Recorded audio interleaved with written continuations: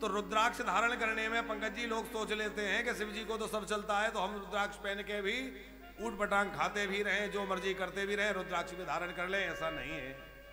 रुद्राक्ष धारण करने वाले को ही वैसा ही नियम धारण करना चाहिए जैसे तुलसी धारण में नियम है। अभक्ष भक्षण ना करें। अभक्ष भक्षण में लहसुन प्याज आदि के लिए हम कह रहे हैं, बाकी चीजों के लिए तो हम क्या कहें। आजकल तो इतने बुद्धिमान लोग हो गए, ऐसे बुद्धिजीवी हो गए कि वो ये कहते हैं कि अंडा शाकाहारी है। कहते हैं कि नहीं? अच्छा, कभी आपने विचार किया कि अंडे में क्या है? अरे एक मुर्गी का भ्रूण है, हत्या करने से भी ज्यादा भ्रूण हत्या का पाप है कि नहीं है? भ्रूण हत्या बड़ा पाप है कि वैसी हत्या?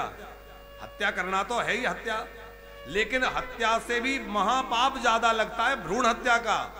और वो अंडे के अंदर मुर्गी का भ्रूण है, उसको मारने वाला तो भैया बहुत बड़ा हत्यारा हो गया, उसने उसके बच्चे को वहां गर्भ में ही समाप्त कर दिया। अरे जरा विचार तो करो, क्या है? कोई कह रहा था, हटा देते हो उस थाली को, हटा देते हो उस थाली को जिसमें बाल हो, और कैसे खा जाते हो उस अंडे को जिसमें किसी मां का एक लाल हो। अरे उसमें भी तो किसी मां का लाल है।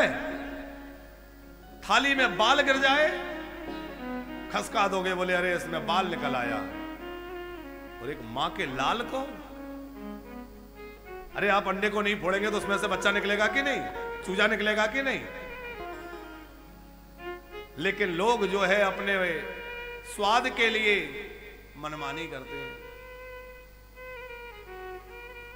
राजपूत जी, हमारी बिटिया बीमार हो गई कुछ दिन पहले, कोई 2016 की बात है। कई लोगों को पता होगा, सोशल मीडिया पे बहुत छाया रहा, अखबारों में खूब चला वो। उसका लीवर पूरी तरह से फेल हो गया। लीवर फेल हो गया तो कई जगह इलाज कराया, लंबी कहानी है, उसको क्या करना है। बाकी घूमते घामते सब जगह से दिल्ली पहुंच गए, एक हॉस्पिटल में पहुंच गए, वहां इलाज चला, स्वास्थ्य में लाभ हुआ। डॉक्टर ने कहा कि इसको अंडे खिलाइए, इसमें प्रोटीन की बहुत कमी आ गई है, और नहीं खिलाएंगे तो ये बचेगी नहीं, क्योंकि प्रोटीन के लिए उन्होंने बहुत सारे इंजेक्शन जो है चढ़ा दिए। एल्बोमिन करके कोई इंजेक्शन होता है, एल्बोमिन खूब सारे चढ़ गए।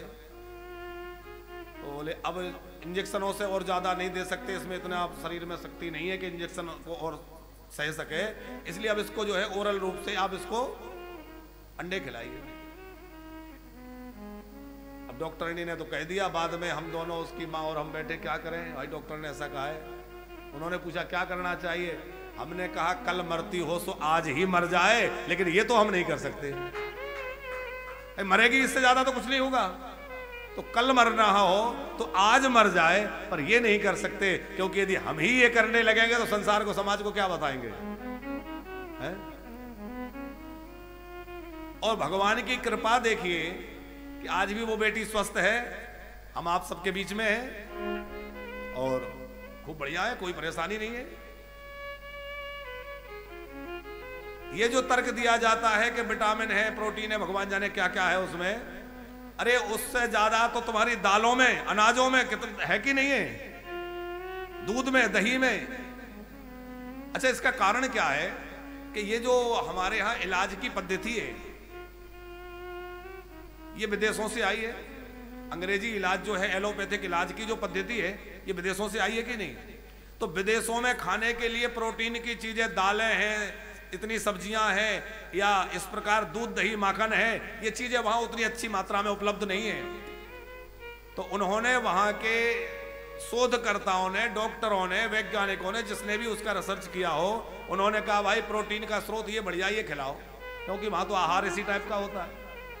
लेकिन हमारे भारतवर्ष में तो भैया प्रोटीन के लिए, विटामिन के लिए इतनी इतनी चीजें भगवान ने बना रखी है सृष्टि में, क्या कुछ नहीं है।